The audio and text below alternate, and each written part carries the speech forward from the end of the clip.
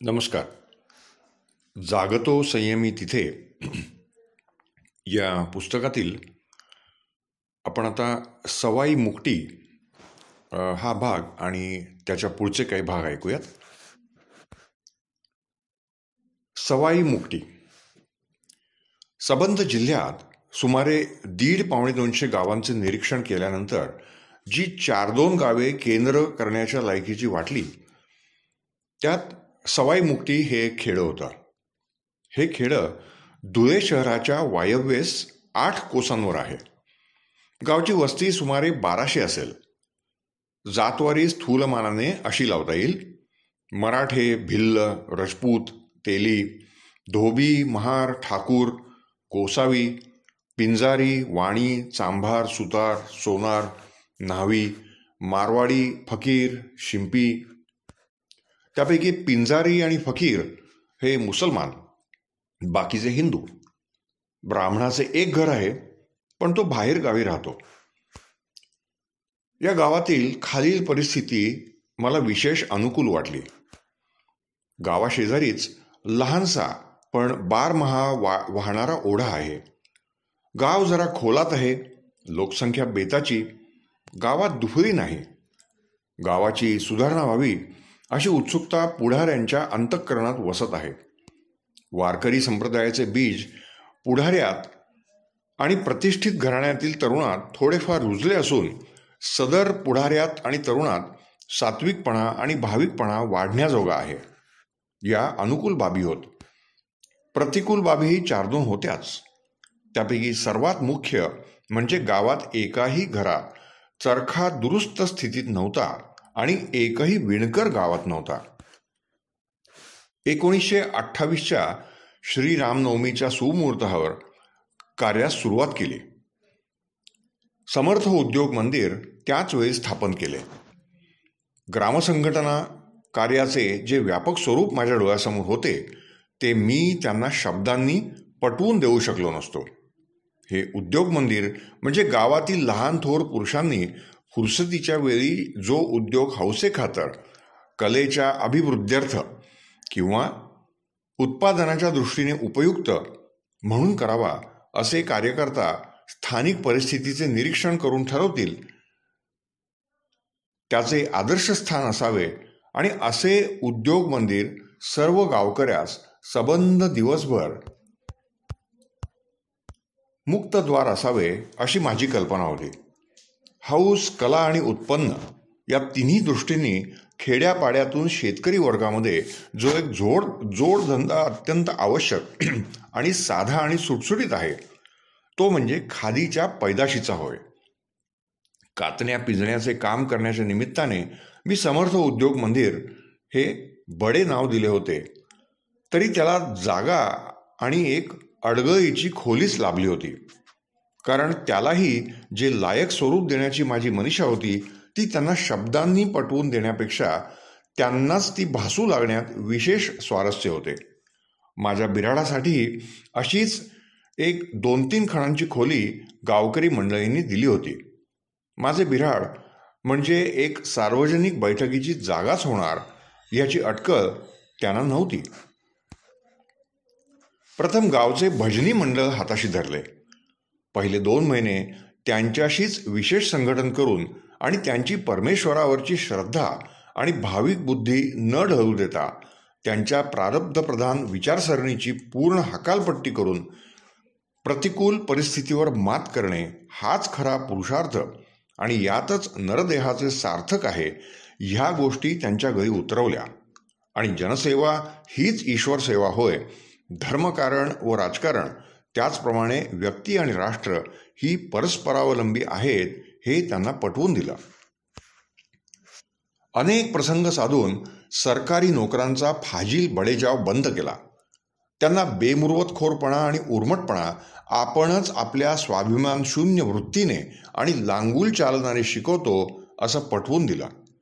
आपले चारित्र्य धुतल्या तांदळासारखे स्वच्छ व निष्कलंक असल्यानंतर कितीही मोठा सरकारी अधिकारी आला तरी त्याच्या डोळ्याला डोळा भिडवणे ही गोष्ट सुसाध्य आहे. गावातील कार्य माझ्या अभावी बंद पडणार नाही अशी योजना प्रारंभापासूनच केली.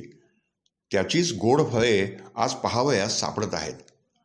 सवाई मुक्तीच्या समर्थ उद्योग मंदिराला प्रथम पडकी जागा मिळाली होती, पण कार्याचा व्याप वाढला आणि जागा पुरेनाशी झाली. तेव्हा येथील गावची चावडी मिळाली तर बहार होईल असं मी सुचवलं. त्याप्रमाणे तिथे जागा साफ करून उद्योग मंदिर थाटलं गेलं. दर्शनी भाग बांबूच्या सुंदर जाळींनी सजवला होता. प्रवेशद्वारावर एका चौकटीत ताणून बसवलेल्या काळ्याभोर खादीवर कापसाची बोंडे आणि पेरू डिंकाने चिकटवून समर्थ उद्योग मंदिर सवाई मुक्ती ही अक्षरे फारच मोठी आणि आकर्षक काढली होती. एका वर्षाच्या आत 15 चरखे 3-4 माग चालू झाले. एवढी प्रशस्त जागा, पण जतीर, पिंजण, रहाट, माग, ताणापाजणीची व्यवस्था, वाचनालय, बैठकीची जागा इतक्या सगळ्या कार्य सामग्रीने गजबजून गेली. गावोगावचेही लोक काही कामानिमित्त आले की खेड्यातच काय पण शहरातही सहसा पाहायला मिळणार नाही असा हा अपूर्व नवीन पद्धतीचा थाट पाहून प्रशंसोद्गार काढीत. त्यामुळे गावकरी मंडळीस साहजिकच हे मंदिर म्हणजे आपल्या गावचं भूषण वाटू लागलं. कोणीही गावकरी, महार, भिल्लसुद्धा घरी कोणी पाहुणा आला की मंदिर पाहण्यासाठी घेऊन येत आणि तेथील पुढाऱ्यांचे फोटो, उद्बोधक तक्ते वगैरेंची माहिती सांगत. याप्रमाणे सर्व ठीक चालले होते. परंतु एक गोष्ट माझ्या मनात डाचत होती, ती ही की गावची एकही स्त्री हे मंदिर पाहण्यासाठी कधी आली नव्हती. मंदिराचा पायथरा 9-10 फूट उंच असल्यामुळे रस्त्यावरून जाता येताना आतील भाग दिसणे शक्य नव्हते. पुरुषांना वेळोवेळी स्त्रियांना पाठवून देण्याविषयी सांगितले, पण मुख्य अडचण अशी की एकतर गोषा आणि दुसरी म्हणजे आम्ही जरी ह्या जागेला मंदिर म्हणत असलो तरी चावडी हे पूर्वीचे नाव त्यांच्या मनातून जात नसे. तेव्हा चावडीवर स्त्रियांनी कसं जायचं? त्याशिवाय तिथे नेहमी पुरुष येत असत, म्हणूनही संकोच वाटत असावा. तथापि त्यांच्या परंपराप्रिय मनाला धक्का बसू न देता काहीतरी युक्तीने स्त्रिया मंदिरात आणण्याच्या संधीची मी वाट पाहत होतो. ही संधी मला गणेशोत्सवात लाभली. मंदिरात श्री गजाननाची स्थापना अशा रीतीने केली होती की कातण, पिंजण वगैरे नित्याचे काम दिसण्यास अडचण पडू नये. उत्सवात एक दिवस अशी सूचना दिली की काम करणाऱ्या माणसाखेरीज तिथे कोणी येऊ नये आणि प्रत्येकाने घरच्या स्त्रीवर्गाला मंदिरात दर्शनासाठी पाठवावं. नुसती इतकी सूचना देऊन भागलं नाही तर माझ्या पत्नीला मुद्दाम घरोघरी जाऊन भगिनी वर्गाला बोलावून आणावं लागलं. बऱ्याचशा भगिनी गणपतीचे दर्शन घेण्याच्या निमित्ताने म्हणून आल्या. तेथील एकंदर कार्यक्रम, आकर्षकपणा आणि नाविन्य पाहून काय ओ माय म्हणून सर्वांनी आपापल्या परीने आनंद आणि अचंबा प्रगट केला. आपल्या गावात इतकं हे सुंदर उद्योग मंदिर असून पूर्वी कधीच पाहण्यात आलं नाही याबद्दल त्यांनी अत्यंत आश्चर्य प्रकट केलं. आमले नाही येवाव. शाळेत जाऊ न शकणाऱ्या मुलांकरता आणि शाळेत जाण्याचे टाळून वय गेलेल्या तरुणांकरता रात्रीची शाळा मी सवाई मुक्तीस चालू केली. शाळेत सवडीच्या वेळी 30-40 माणसे येत. भिल्ल आणि महार नियमित येत असत. तथापि मुली आणि स्त्रिया यांच्यात शिक्षणाचा प्रसार करण्याचा हेतू इतपतही साधला नाही. शिक्षणाबद्दलची अनास्था सामान्यतः मुलांप्रमाणेच मुलीत होतीच. मुलांना ज्याप्रमाणे शेतीच्या कामाची ओढ असे त्याप्रमाणे मुलींच्या पाठीमागे काही ना काही घरकाम असे.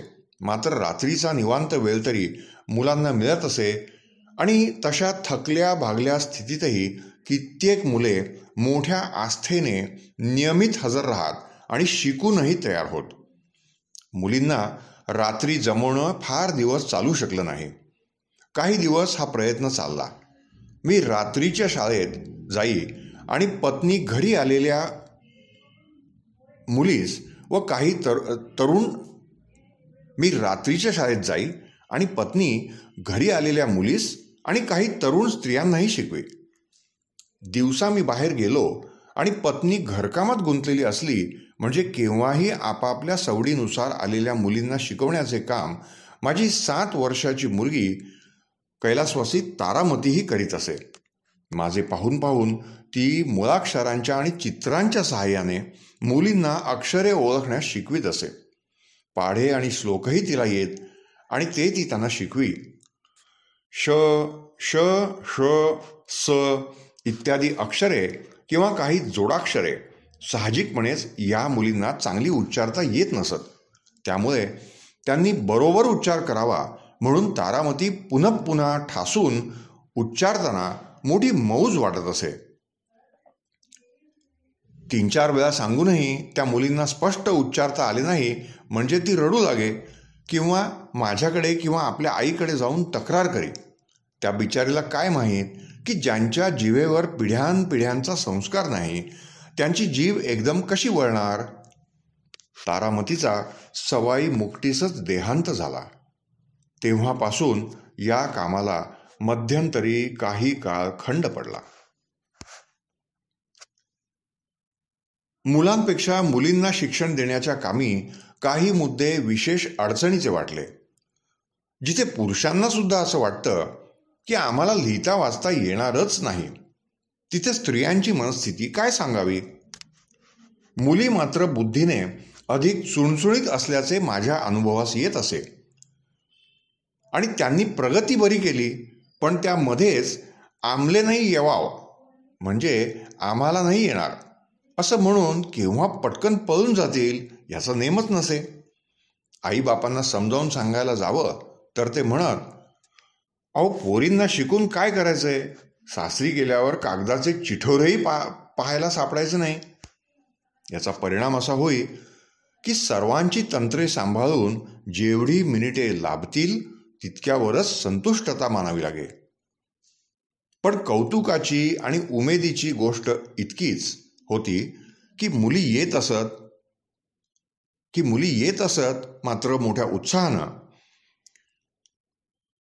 आपापल्या सोबतिणींना घेऊन एकदम दोघी तिघी येत आणि चल वो बेन मन माय वटका करी म्हणजे चल ग बाई माझी आई ओरडेल असं म्हणत पटकन पळून जात. काही दिवस विवाहित आणि जाणत्या स्त्रिया माझ्या पत्नीकडे हौसेने शिकण्यासाठी म्हणून येत आणि अगदी चोरून लपून शिकत. काहीतरी वाचून दाखवा असे आपणहून पत्नीला सांगत. मात्र पोथी वाचून दाखवा हे त्यांचं टुमणं असायचं. रामकृष्णांच्या विशेषतः बालकृष्णाच्या गोष्टी ऐकण्याची त्यांना विशेष गोडी. ऐतिहासिक स्त्रियांबद्दल किंवा आजकालच्या स्त्रियांबद्दल त्यांच्यात अलीकडे गोडी उत्पन्न होऊ लागली आहे. माझा असा ठाम ग्रह झालेला आहे की मुलांपेक्षा काकणभर जास्तच लक्ष मुलींच्या शिक्षणाकडे द्यावयास पाहिजे. त्यांची ग्रहणशक्ती चांगली असते, उत्साह आणि जिज्ञासा भरपूर असते. शिवाय मुली शिकू लागल्या म्हणजे साहजिकच पण अप्रत्यक्षपणे मुलांच्या शिक्षणाचेही प्रभाव वाढेल. आमले नाही येवाव ही भावनाच मुलामुलींच्या मनातून गेली पाहिजे. कोणतीही नवीन गोष्ट सांगितली की मला नाही येणार अशाच उद्गारापासून जिथं सुरुवात होतं तिथे सुधारण्याचं पाऊल कसं पडणार. एका दिवसात कपाशीपासून कापड. गांधी दिनानिमित्त एक किंवा अनेक चरखे 24 तास अखंड चालू ठेवण्याचा प्रघात पुष्कळ ठिकाणी रूढ झाला आहे. गुजरातेत तर हा दिन द्वादशी तिथीस येत असल्यामुळे रेटिया बारस याच नावाने उत्सव साजरा करतात आणि त्यात मुख्यतः अखंड रहाटाचाच अंतर्भाव होतो. सवाई मुक्ती येथील उद्योग मंदिरातील उत्साही तरुणांनी तिगस्त सालची आणि गेल्या सालची गांधी जयंती एक नवाच बहारीचा प्रयोग करून पार पाडली. तो प्रयोग म्हणजे मंदिरातील नित्याच्या 8-10 कार्यकर्त्यांनी मिळून 24 तासांच्या अवधीत कच्ची कपाशी हाती घेऊन रेचणे, पिंजणे, पेरू करणे सूत काढणे, ताणा करणे, पांजणी करणे इत्यादी सर्व क्रिया करून कपडा विणून तयार करावयाचा. या योजनेचे श्रेय मंदिराचे गुरुजी माझे सहकारी श्रीयुत राजाभाऊ उपाध्ये यांना आहे. पहिल्या खेपेस म्हणजे तिगस्ता 30 इंच पण्याचे 6 वारच कापड तयार होऊ शकले, परंतु गेल्या साली 45 इंच पण्याचे 9 वार कापड तयार झाले. सहकार्य म्हणजे काय हे शिकावयाचे असेल तर या तेजस्वी तरुणांचे हे कार्य पाहावे. हे सर्व काम चालू असतानाचा देखावा फार पाहण्यासारखा असतो. सर्व आयुधे अगोदर जय्यत तयारी करून ठेवावी लागतात, म्हणजे मध्ये वेळ मोडत नाही. रेचावर 4 बोंडे सरकीपासून मोकळी झाली की पिंजण्याचा धडाका सुरू होतो. एक पेरू तयार झाला की चरख्याचे गाण सुरू होते. या वेळेपासून तो आडवणाचे सूत पुरेसे होईपर्यंत, म्हणजे जवळजवळ शेवटपर्यंत 6-7 रहाट सारखे चालू राहावे लागतात, तरच सूत पुरे पडते.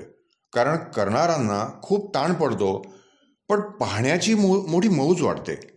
तथापि 24 तास खपून मागावरून कपडा काढला म्हणजे कार्यकर्त्यांना जो ब्रह्मानंद होतो तो इतरांना कसा लाभणार. गेल्या साली काढलेले 9 वार कापड मंदिरातच शिकून तयार झालेल्या एका सुमारे 18 वर्षे वयाच्या चिरंजीव विष्णू सीताराम पाटील या वीराने एकट्यानं विणलं. हातसूत विणणं किती दगदगीचं असतं याची ज्यांना थोडीफार कल्पना आहे त्यांनाच या पराक्रमाची थोरवी कळणार. राष्ट्रदिन साजरे करण्याची एक नवीच टूम. खेड्यात माझं बस्तान बसून तरुण आणि उत्साही मंडळींचा आणि माझा जसजसा प्रेमभाव वाढू लागला तसतसे त्यांच्या उत्साहात साजेसे कार्य त्यांच्या करवी करून घ्यावे आणि त्यांची आकांक्षा आणि त्यांचा आत्मविश्वास भरपूर वाढण्यास संधी द्यावी असं मला वाटू लागलं. प्रत्येक खेड्यात आणि प्रत्येक प्रसंगी मी थोडाच पुरून उरणार होतो. त्यामुळे माझी कार्यपद्धती अशी ठरून गेली होती की कोणतेही काम असो, रात्रीची शाळा चालवणं असो किंवा उद्योग मंदिर चालवणं असो, मुलांना कवायत शिकवणे असो की खता करता आणि संडासा करता खड्डे करण्याचं काम असो, मी वळण लावून देत असे आणि शक्य तितका मोकळा आणि अलग राहून स्थानिक तरुणांनीच ही कामे चालू ठेवण्यास शिकले पाहिजे असे म्हणत असे. हे धोरण महत्त्वाकांक्षा आणि आत्मविश्वास वाढवण्याच्या कामी यशस्वी ठरते असा माझा अनुभव आहे. याच हेतूने मी उपयोगात आणलेली योजना प्रस्तुत प्रकरणात नमूद करीत आहे. अखिल राष्ट्रात एखादा विशिष्ट दिन साजरा करण्याचा काँग्रेसचा हुकूम प्रसंगानुसार जाहीर होतो. अपेक्षा अशी असते की ज्या विवक्षित प्रसंगानिमित्त हा दिन, उदाहरणार्थ झेंडा दिन, अस्पृश्यता दिन, सोलापूर दिन वगैरे प्रकारचा दिन साजरा करायचा असतो, त्या प्रसंगाचे महत्त्व आणि स्वरूप या अफाट देशातील कानाकोपऱ्यात राहणाऱ्या लोकांच्या सुद्धा कानावर जावे. परंतु ही अपेक्षा साध्य होण्यास महात्मा गांधी म्हणतात त्याप्रमाणे हिंदुस्थानातील 7 लाख खेड्यात प्रचार करण्यास 7 लाख प्रचारक पाहिजेत. सर्वस्वी लोकसेवेच्या कार्यास वाहिलेला प्रचारक तालुक्याला 1 या प्रमाणातही जिथे दुराभास्ता आहे तेथे असे राष्ट्रदिन कसे साजरे होणार. मी माझ्या मर्यादित अनुकूलतेनुसार जी एक बिनपैशांची योजना बसवली आहे ती अशी: प्रचार कार्याची ज्यांना हौस असेल अशा 8 ते 15 तरुणांची एक टोळी तयार करावयाची आणि जिथून सर्वांनी निघायचं त्या गावी पहाटे प्रभात फेरी करून निघायचं. जशी अनुकूलता असेल तसं पायी किंवा बैलगाडीतून, घोड्यागाड्यातून किंवा घोड्यावरून सर्वांनी प्रवासास निघायचं. रात्री 10 वाजेपर्यंत जितक्या गावांना भेट देता येईल तितक्या गावात पुढील प्रमाणे कार्यक्रम करायचा. गावातून सर्वांनी दोघांची एक रांग करून पुढे राष्ट्रीय झेंडा, फोटो इत्यादी दर्शनी भागी धरून पद म्हणत आणि सभेची दवंडी देत देत गावातून फिरून सभास्थानी यायचं. खेड्यापाड्यांमध्ये लोक ताबडतोब जमतात. जरूर तर प्रथम एखादं पद म्हणायचं, लोक जमताच त्या विशिष्ट राष्ट्रदिनाचे महत्त्व आणि स्वरूप लोकांस समजावून सांगायचं आणि राष्ट्रीय जयघोष करून सर्वांस रामराम म्हणून गाव सोडायचा. रात्री ज्या गावी मुक्काम होईल तो गाव खेरीज करून बाकी प्रत्येक गावी असाच उभ्या उभ्या कार्यक्रम. मुक्कामाच्या गावी फरक इतकाच की रात्री व्याख्यानासाठी सभा भरवायची आणि तिथेच पहाटे प्रभात फेरी करून मग आपल्या मूळ गावी मुक्कामास यायचं. नियम पाळावयाचे ते हे: प्रत्येकाने आपली शिदोरी घरून आपल्याबरोबर घ्यायची. कोणत्याही गावात बसायचं नाही. दोन गावांच्या दरम्यान बुकेची वेळ आणि अनुकूल स्थळ म्हणजे मळा, विहीर, वृक्षाची छाया वगैरे पाहून दुपारचा आणि सायंकाळचा फराळ उरकायचा आणि लगेच पुढच्या गावी जायचं. मध्यंतरी कोणी कितीही आग्रह केला तरी जेवणाचा बेत कोणाच्याही घरी करायचा नाही. अगदी लष्करी कार्यक्रम. भाग घेणारे तरुण हौशी आणि प्रचार कार्यात रंगलेले असले म्हणजे असा एक एक दिवस जन्मभर आठवेल इतका बहारीचा ठरतो. पुन्हा खर्च काढीचाही नाही. ही तर खेड्यात काम करण्याची मौज आहे. शिवाय एक जात शुभ्र खादीचे शर्ट, पॅन्ट, टोप्या घालणाऱ्या आणि स्नान करून शुचिर्भूत होऊन भालप्रदेशावर गोपीचंदनाचे गंध लावणाऱ्या, हातात लाठ्या घेतलेल्या आनंदोत्सुक चेहऱ्यांनी प्रत्येक ग्रामवासियाकडे पाहत राष्ट्रीय घोष करणाऱ्या तरुणांचा तांडा एकाएकी अकल्पितपणे गावात आलेला पाहून आबालवृद्ध स्त्री पुरुष उत्साहित आणि अचंबित होतात. वरील प्रकारचा लष्करी आणि प्रोत्साहनपर कार्यक्रम उभ्या उभ्या उरकून सर्वांस रामराम करून हे तरुण चालले म्हणजे तर सहृदय आणि पोक्त स्त्री पुरुषांचे डोळे पाण्याने डबडबून आलेले मी पाहिले आहेत. बंटी कोदरा. पोलीस शिपायाचे आगमन ही तर एक आपत्तीच गणली जाते. हे कशाचे निदर्शक आहे समजायचं? लोकांच्या भेकडपणाचं की पोलिसांच्या सौजन्यशून्य आणि विपरीत वृत्तीचं?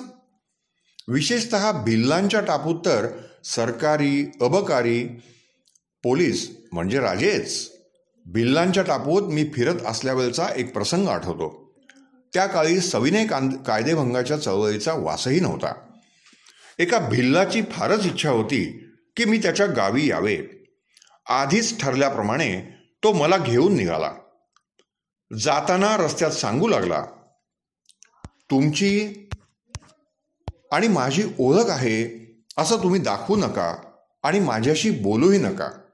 मी पुढे चालतो आणि तुम्ही बरेच माझ्या मागून चला. हे सर्व त्यानं माझ्या कानात सांगितलं. त्याला पुष्कळ समजावलं पण तो भिवू लागला. पोलिसने पाहिले तर फारच त्रास होईल असं म्हणाला. त्याची अट मान्य करून मी त्याच्या गावी गेलो.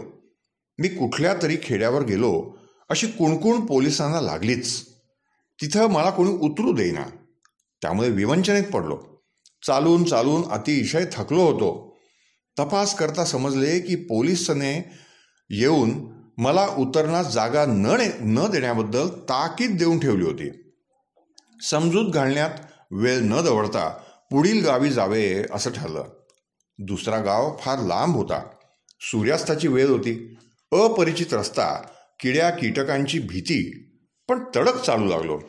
कसे तरी दिवे लागता लागता गाव गाठलं. पण काय, तिथंही तोच मामला. मग मात्र धीर खचला. इतक्या थकलेल्या स्थितीत आता कुठं जाणार? भूकही फार लागली होती.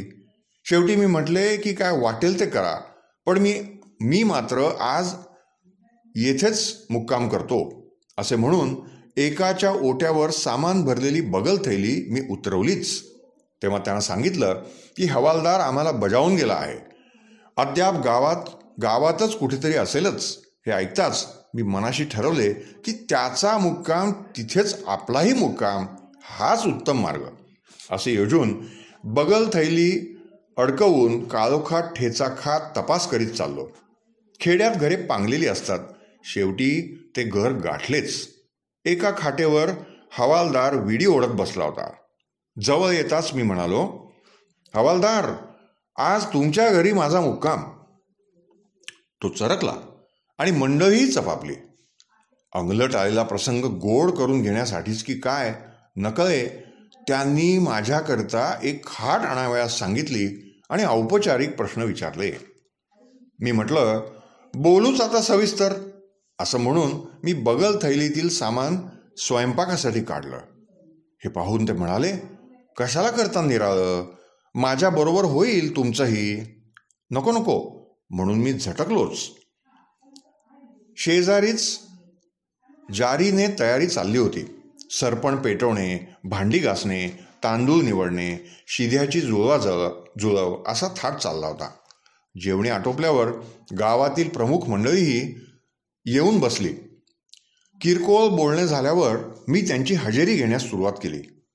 हवालदार साहेब, तुम्ही गावोगावच्या लोकांना मला उतरायला जागा न देण्याबद्दल बजावता. याचं कारण काय? तुम्ही लोकांना भित्र बनवता, माझ्या सार्वजनिक कार्यात व्यत्यय आणता आणि स्वतः तुमचे कर्तव्य चुकवता. असं होत नाही का?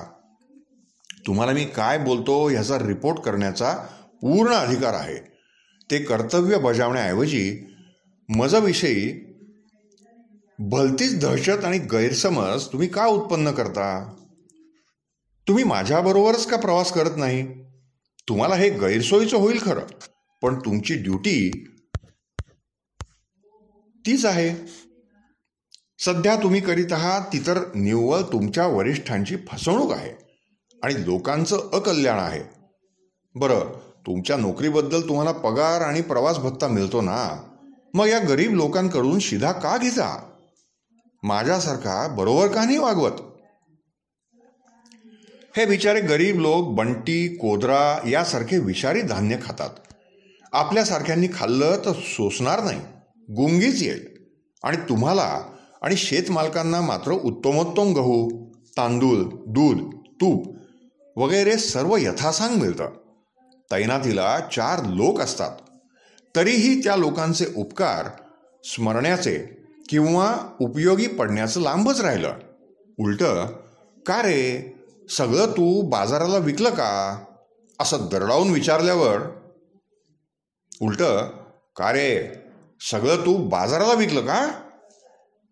असं दरडावून विचारल्यावर त्यानं दिलेला तुपाचा गोळा लहान वाटून तुम्ही त्याच्यावर गुरगुरलातच.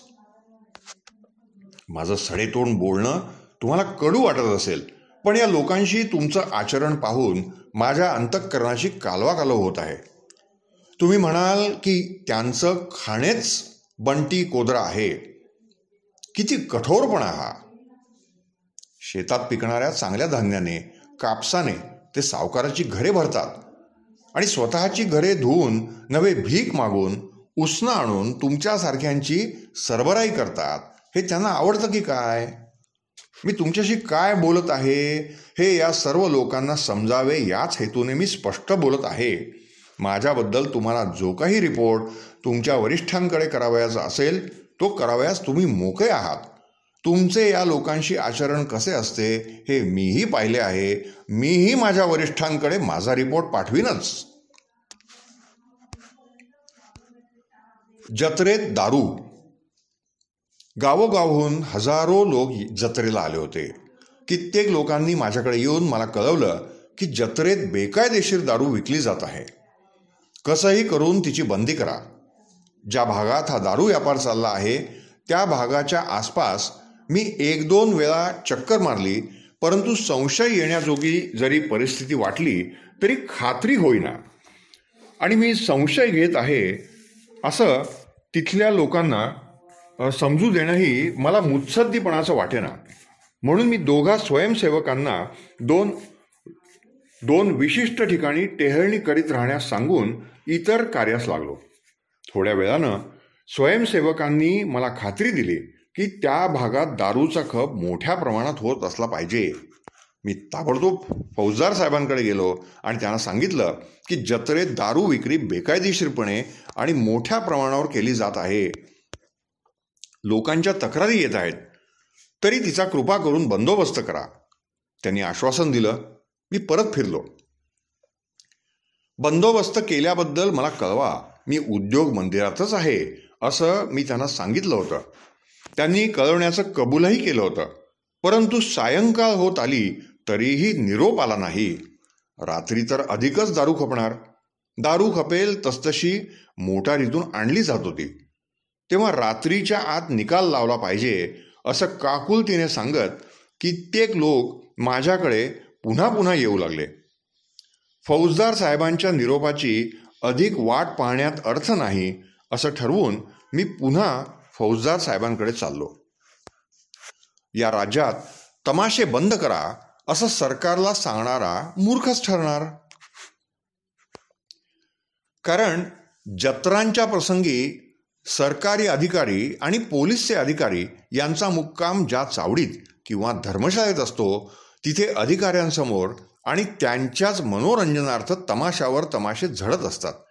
हे दुःखद दृश्य अनेक प्रसंगी पाहिल्यामुळं माझं मन कोडगं झालं आहे. तथापि आजच्या या प्रसंगी मात्र फौजदार साहेब मी त्यांच्यावर सोपवलेले आणि त्यांनी पत्करलेलं कर्तव्य सोडून तमाशे पाहत बसल्याचे पाहून मला अत्यंत उद्वेग वाटला. मोठ्या मुश्किलीने वाट काढीत काढीत मी फौजदार साहेबांपर्यंत जाऊन पोचलो. तमाशा ऐन रंगात आला असताना ही ब्यात कशाला मध्येच आली आणि लोकांचे चित्त व्यग्र करावयास लागली. अशा तिरस्कारयुक्त नजरेने फौजदार साहेबांच्या आसपास खुर्च्यांवर आणि बाकांवर बसलेले प्रतिष्ठित लोक माझ्याकडे पाहू लागले.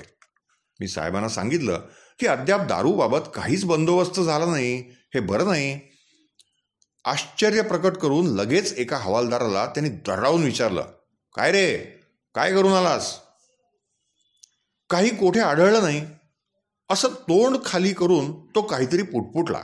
त्यावर साहेब पुन्हा दडावून म्हणाले, जा, आत्ताच्या आत्ता जा, माझ्याकडे पुन्हा तक्रार येता कामा नये. मी म्हणालो, फौजदार साहेब, तुम्ही स्वतःच मेहरबानी करून उठा, मी येतो तुमच्याबरोबर ते ठिकाण दाखवायला. मी असे म्हणताच ते उठण्यास अनुमान करू लागले आणि म्हणाले, हे प्रकरण अबकारी खात्याकडे जावयास पाहिजे, मी कसं काय करावं? त्यावर मी त्यांना गंभीरपणे आणि ठासून सांगितले की मी ही तक्रार तुमच्याकडे खाजगी रीतीने करीत आहे असे समजू नका. तुम्ही म्हणत असल्यास मी आत्ताच लेखी तक्रार देतो. त्यावर बरं, चला पाहू काय आहे ते, असं म्हणून ते उठले.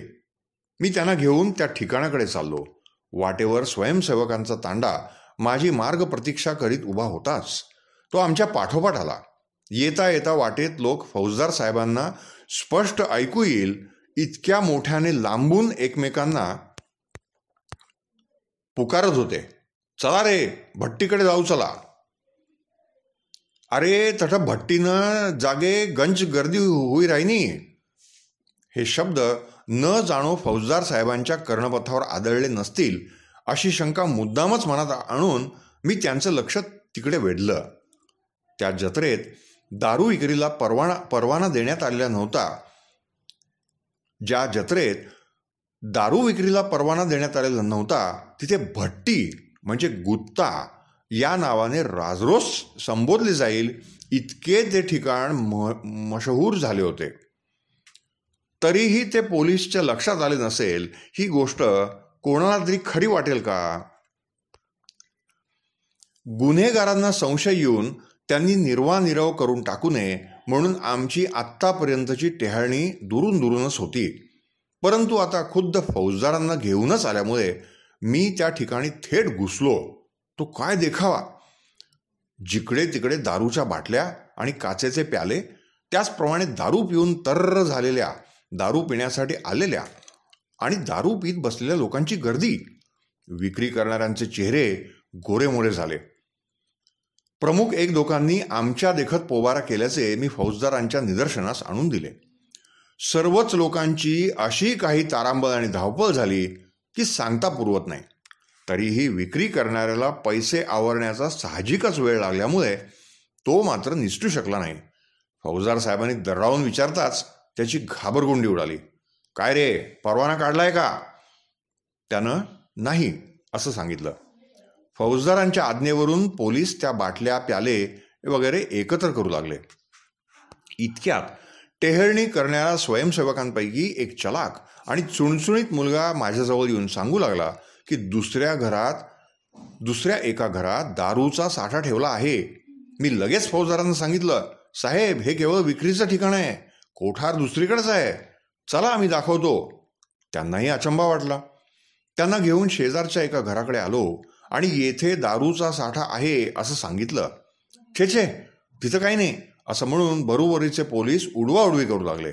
पण पोलीसपेक्षा माझ्या स्वयंसेवकांवर माझा अधिक विश्वास असल्यामुळे मी फौजदारांना ठासून सांगितलं, या घरातच साठा आहे, तुम्ही आज जाऊन खात्री करून या. आज जाऊन पाहतात तो खरेच सर्व डबे, मोठमोठ्या बरण्या, बाटल्या इत्यादी सामग्री बाहेर काढण्यात आली. त्याचा रीतसर पंचनामा करण्यात आला. दारू पोलीसच्या ताब्यात दिली. पुढं काय? या प्रकाराचं पुढं काय झालं हे जाणण्यासाठी मी अधिकाऱ्यांकडे वर्षभर पत्रव्यवहार चालू ठेवला होता. पुढे सविनय कायदेभंगाची चळवळ सुरू झाली. मी रीतसर तुरुंगात दाखल झालो. तुरुंगात आल्यावरही अनेक वार मी माझ्या स्नेहांना या प्रकाराचे पुढे काय झाले याचा तपास घेऊन मला कळवण्यास सांगितलं. पण काही कळलं नाही. हा गुन्हा पकडून दिल्याबद्दल सरकारने वास्तविक उद्योग मंदिराचा सरकारी गॅझेटमध्ये गौरव करून उत्तेजनार्थ काही बक्षीस द्यायला पाहिजे. परंतु दुर्दैवानं असं म्हणण्याचा प्रसंग आहे की गुन्हेगारांना योग्य ते शासन झाले की नाही हेही मला दीड वर्ष कळलेच नाही. दंडेली अंगाशी आली. ऑर्डिनन्सच्या काळापूर्वीचा प्रसंग.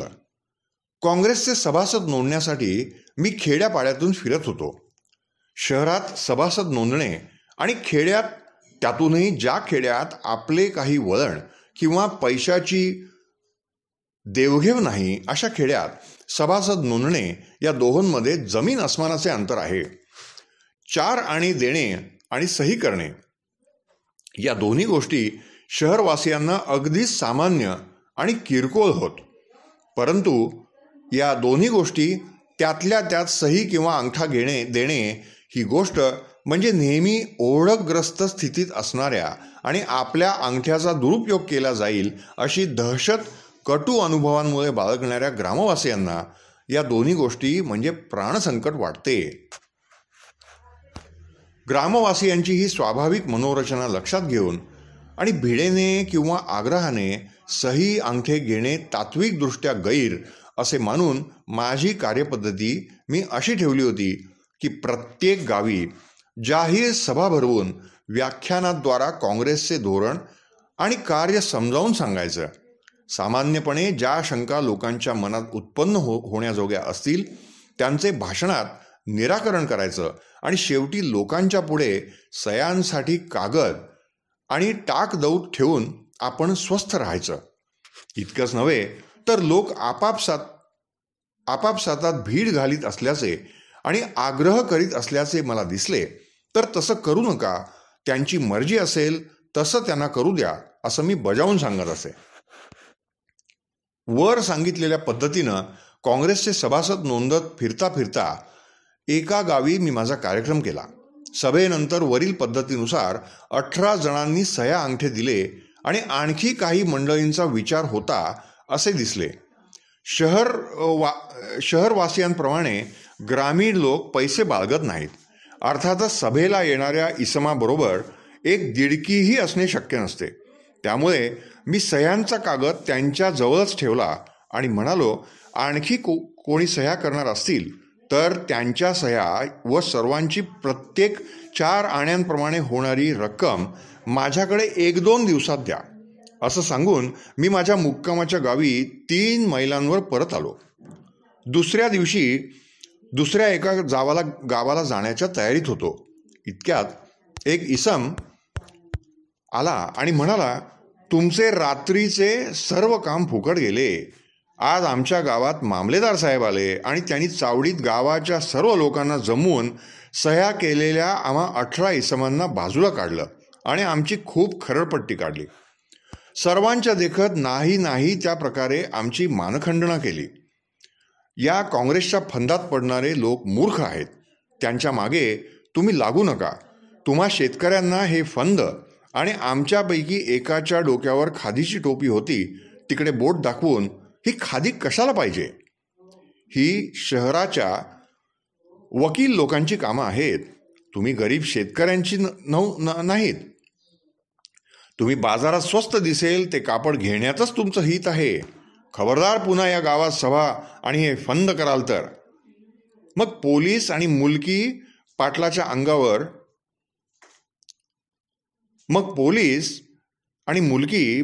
अंगावर खेकसून म्हणाले, याद राखा पुन्हा गावात सभा व्याख्याने होऊ द्याल तर. पुन्हा ऐकले तर तुम्हाला कामावरून डिसमिस करण्यात येईल. मग पुन्हा आमच्याकडे वळून म्हणाले, उद्या ताबडतोब हे कागद ज्यांनी तुम्हास दिले त्यांच्याकडे परत करून तुमच्या सह्या काढून टाकायला सांगा. पैसे जे दिले असतील ते परत घेऊन या. हा वृत्तांत ऐकून मला मनस्वी चीड आली. ही हकीकत 1929 सालची. अर्थातच ऑर्डिनन्स रूपी बालकाच्या जन्मवेळच्या प्रसववेदना सरकारला होण्याची यत्किंचितही चिन्हेही दिसत नव्हती अशा वेळची आहे. हे लक्षात घेतलं पाहिजे. पहिल्या उसळीसरशी माझ्या मनानं घेतलं की माझे कृत्य यत्किंचितही बेकायदेशीर नसून हे मामलेदार मात्र बेकायदेशीरपणे अन्यायाने वागत असून गरीब रयतेवर जुलूम जबरदस्ती करीत आहेत.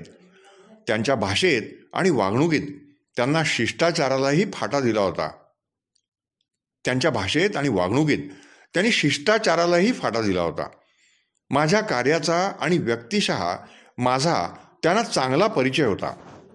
माझं हे कृत्य त्यांना बेकायदेशीर वाटलं तरीही त्यांनी माझ्या मागे असे उद्गार न काढता मला समक्ष बोलवून असे न करण्याबद्दल सांगणे किंवा फार तर आपल्या अधिकारात हे कार्य करण्यास प्रतिबंध करणारा एखादा हुकूम माझ्यावर बजावणं हे शिष्टाचाराला आणि त्याच्या सरकारी अधिकाराला शोभेसे झाले असते.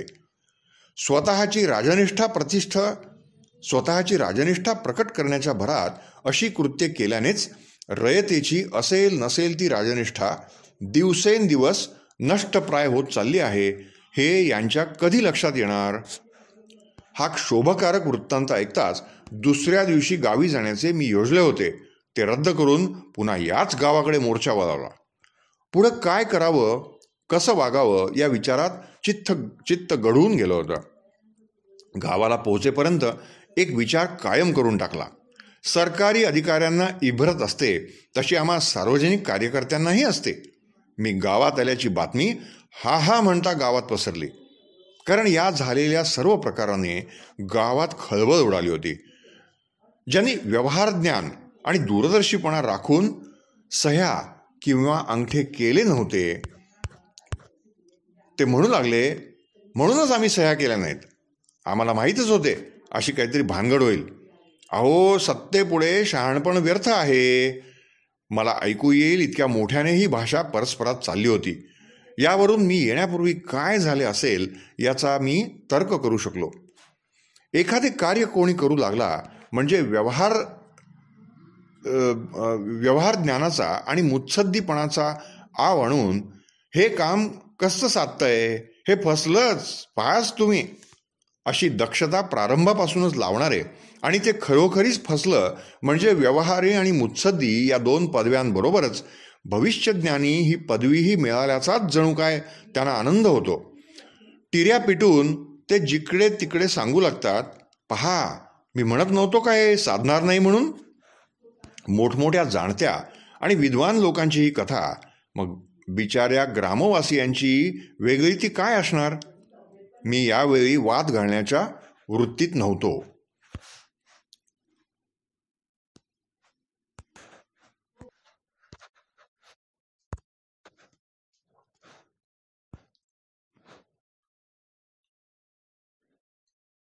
मोठ्या मोठ्या जाणत्या आणि विद्वान लोकांची ही कथा, मग बिचाऱ्या ग्रामवासियांची वेगळी ती काय असणार? मी यावेळी वाद घालण्याच्या वृत्तीत नव्हतो. सत्तेपुढे शहाणपण व्यर्थ आहे ही राष्ट्रघातकी म्हण लोकांच्या स्मरणातून नष्ट झाली पाहिजे असं खेड्यापाड्यातील जनतेपुढे नेहमी म्हणत असतो. पण यावेळी मी जीभ अगदी आवरून धरली. कारण सत्ता खरी की शहाणपण खरं याचा निकाल लावण्याचाच प्रसंग माझ्यापुढे होता. त्यामुळे लोकांच्या टीकांकडे किंवा उपरोधी भाषणांकडे लक्ष न देता मी ठरवलेल्या विचाराच्या अंमलबजावणीस लागलो. मी प्रथम जमलेल्या लोकांस मामलेदार आल्यानंतर काय काय घडलं ते विचारून घेतलं. मला मिळालेली हकीकत सर्वथैव याच्याशी जुळत होती हे पाहून लोकांच्या सच्चेपणाबद्दल मला समाधान वाटलं. नंतर मी त्यांना सांगितलं की ही हकीकत मला सह्यांनीशी द्या. लोक कचरू लागताच मी रागाचा आविर्भाव आणून म्हटलं, मग तुमचं सांगणं सर्व खोटं असलं पाहिजे. नाही नाही असं लोक ओरडले. मग तुम्ही लिहून देण्यास का भीता? अशा तुमच्या भेकड वृत्तीमुळे आणि अवसानघातकीपणामुळे तुमची बाजू घेऊन झगडण्याची आमच्यासारख्यांना भीती वाटते.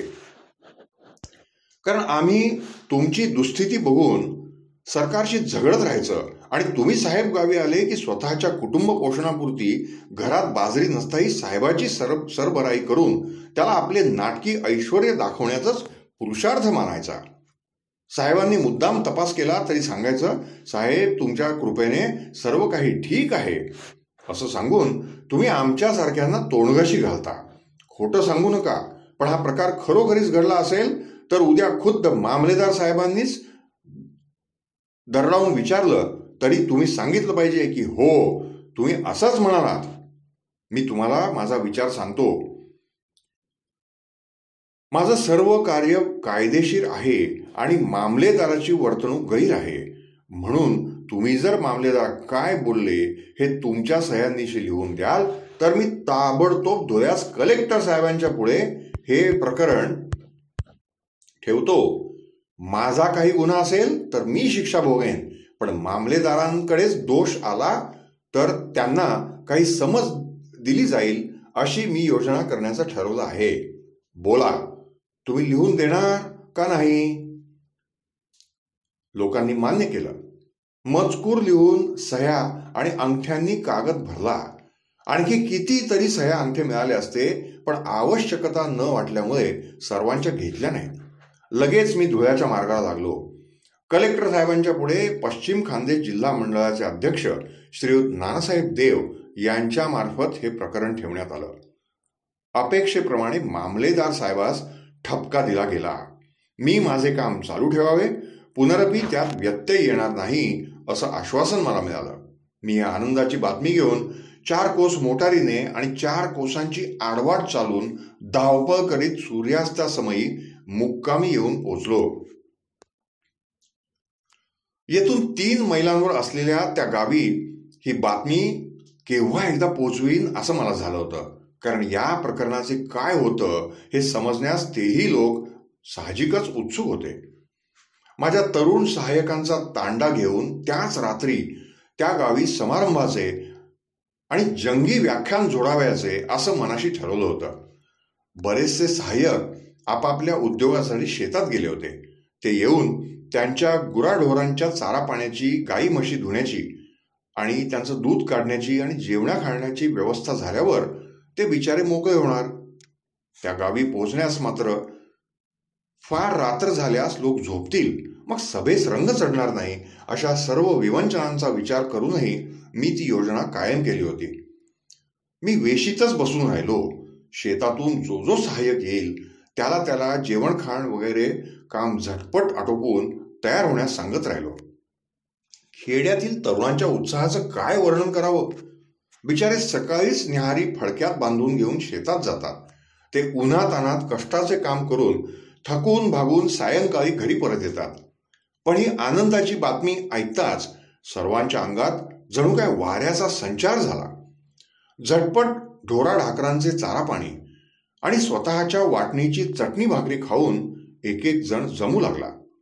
कितीही घाई केली तरी सर्वांस जमण्यास आणि सर्व तयारी होण्यास 8:30 वाजले. ऐन निघण्याच्या वेळी काही पोक्त गृहस्थांनी आता इतक्या उशिरा जाऊन कामाचा बेरंग करण्यापेक्षा उद्या का जात नाही, एका दिवसाने काय होणार आहे, धुळ्यासच राहावं लागलं असतं 1-2 दिवस तर काय केलं असतं. आता 9 वाजायला आले, पोहोचताच तुम्हाला 10 वाजतील, मग लोक कसे जमणार इत्यादी प्रश्नांनी काही वेळ घेतलाच. पण प्रचाराचे वारे शिरलेल्या त्या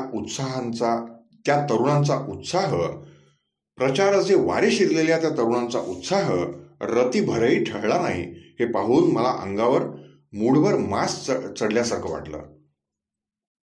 आम्ही निघालोच. सुमारे 20 जण होतो. रात्र अगदी अंधारी असल्यामुळे 7-8 कंदील बरोबर घेतले होते. गावाबाहेर पडताच आम्ही एकचित्त करून वेळ वाचवण्यासाठी पळत जाण्याचं ठरलं. दम घेण्यासाठी मध्ये किंचित काल चालून पुन्हा धूम ठोकायची असा सपाटा ठेवला. मलाही या विक्षिप्तपणाबद्दल हसू येत होतं. इतकी धडपड करून गावास पोहोचेपर्यंत 9:45 तरी सुमार होणार हे ठरलेलंच होतं. अशा भलत्याच वेळी सभा कशी होईल? सभेला आपल्या झोपा मोडून कसले लोक येतात? आपल्या हाताने आपली फजिती करून घेऊन आम्हाला परत फिरावे लागणार की काय? असे विचार धावताना डोक्यात येत होते. गावाशी तर येऊन ठेपलो, पण काय? सगळीकडे सामसूम. शिरस्त्याप्रमाणे आम्ही जोडीने रांगेत उभे राहिलो. राष्ट्रीय घोष करून पदे म्हणून आम्ही सावकाश चालू लागलो. त्या शांत निवांत वेळी या ध्वनीच्या लाटा सर्वत्र पसरल्या. जोट आणि घोंगड्या पांघरलेले लोक आपापली दारे खडाखड उघडून आमच्याकडे पाहू लागले. आम्हाला आनंदाच्या गुदगुल्या होऊ लागल्या. तथापि गंभीरपणाने पदाचे कडवे म्हणत आणि ठिकठिकाणी उभे राहून लोक हो, आनंदाची बातमी ऐकण्यासाठी आत्ताच्या आत्ता सभेला चला हो, अशी दवंडी देत गावभर फिरलो. सर्व गाव जागा झाला. चोहोकडून दवंडी देत आम्ही सभेच्या ठिकाणी येतो तो तेथील देखावा पाहून माझ्या डोळ्यात तर प्रेमाश्रू उभे राहिले. जसं थिएटर गच्च भरलं आहे असे चिक्कार लोक जमलेले. मला उभे राहण्यासाठी मध्ये एक चौरंग आणून ठेवला होता. दोघे प्रतिष्ठित पाटील आपल्या हातात झाडू घेऊन लोकास बसण्यासाठी चौक झाडीत होते. धुळ्याचा मजकूर त्यांच्या कानावर घातल्यावर ज्या 18 लोकांनी काँग्रेसचे सभासद म्हणून सह्या आणि अंगठे दिले होते त्यांना उद्देशून आणि तो त्यांच्या अंगठ्यांचा कागद सर्वांस दाखवून मी सर्वांस म्हणालो, सर्व हकीकत तुम्हाला जशी घडली तशी सांगितली आहे. खेड्यापाड्यात मी जो फिरत आहे तो तुम्हाला अडचणीत टाकावं म्हणून नाही, तर उलट तुमचं सुख वाढवण्याचं सेवा सौख्य मला लाभावं म्हणून. तथापि तुम्हा कोणाला किंवा तुम्हा सर्व 18 जणांना जर काँग्रेसचे सभासद व्हायचे नसेल तर निर्भीडपणे तसे सांगा, म्हणजे मी हा कागद इथे तुमच्या समोर टरकावून टाकतो. मला त्याचा राग नाही, पण तुम्ही भीता कामा नये. काँग्रेसला भित्रे सभासद नकोत. तर बोला, काय करू? एक गृहस्थ बसल्या ठिकाणीच उभा राहून मोठ्यानं म्हणाला, आम्हाला द्यायचे आहेत अंगठे. एकच अंगठा काय, माझी सर्वच बोटं घ्या. तुम्हा सर्वांनाही सह्या अंगठे कायम ठेवायचे आहेत का? असं म्हणताच हो हो असं त्याने ओरडून सांगितलं. इतकंच नव्हे तर एकाने ओरडून सांगितलं की आणखी काही लोकांना अंगठे देण्याची इच्छा आहे. लगेच तिथेच आणखी 15 लोकांनी सह्या अंगठे दिले. 4 आण्यांची धोंड बिचाऱ्यांपुढे उभी नसती तर सर्व गावकऱ्यांनी सह्या केल्या असत्या. सभा विसर्जन करण्यापूर्वी लोकांना लाठी कवायतीची थोडी चुणूक दाखवली आणि मग त्या शांत वेळी प्रचंड जयघोषात सभा बरखास्त झाली. शहरवासियांप्रमाणे आभार मानण्याचा ठराव, अभिनंदन करण्याचा ठराव इत्यादी औपचारिक प्रकार करण्याची ग्रामवासियांना हातोटी नसते. महात्मा गांधी म्हणतात तसं खरोखरीच डंब मिलियन्स म्हणजे लक्षावधी मूक जनतेपैकीच ते होत. आयाबायांच्या तोंडूनही मधून ऐकू येणाऱ्या वाहवा, शाबास इत्यादी एकेका उद्गाराची किंमत हजारो औपचारिक ठरावांपेक्षा जास्त आहे. रातोरात आम्ही परत गावी आलो. माझे तरुण शेतकरी सहाय्यक जसं काही घडलंच नाही असं नित्याप्रमाणे